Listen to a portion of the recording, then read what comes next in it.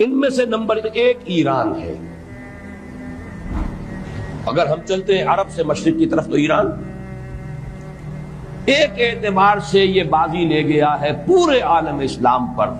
پورے عالم اسلام میں یہ واحد مسلمان ملک ہے جس نے بہرحال اپنی شریعت اپنے عقائد کے مطابق ایک مذہبی انقلاب برپا کیا. اور پورے عالم اسلام میں مذہبی سطح پر حکومت کی سطح پر فنڈامنٹلسٹ صرف ایک ملک ہے کہ اس پہلو سے ایران ان کا ٹارگٹ ہے، ٹارگٹ نمبر 1 ایک خاص اعتبار سے. ٹارگٹ نمبر 1 ایک دوسرے اعتبار سے ہم ہیں، وہ میں بعد میں عرض کروں گا.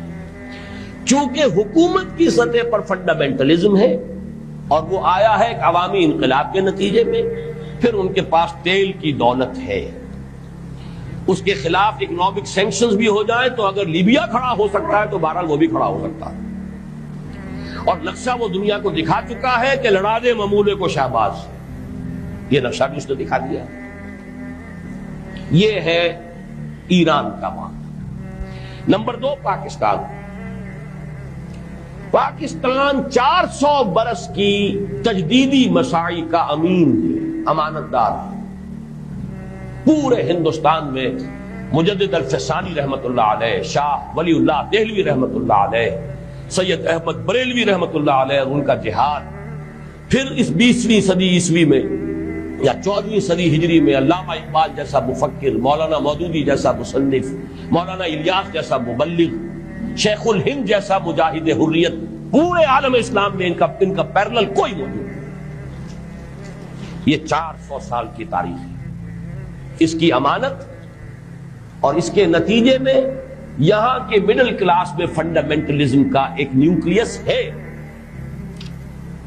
اگرچہ حکومت کی سطح پر کوئی پیش رفت نہیں ہو سکی آج تک، بلکہ اب تو پسپائی ہو رہی ہے، اب پیچھے ہٹ رہے ہیں.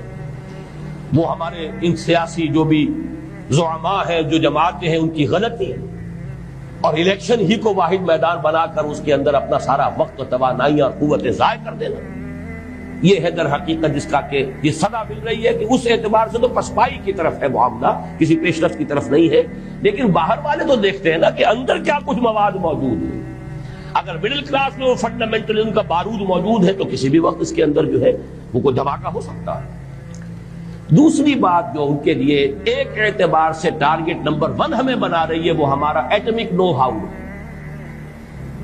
پورے عالم اسلام میں اور کسی کے پاس نہیں. اسلامی بم اگر بنے گا تو یہی بنے گا.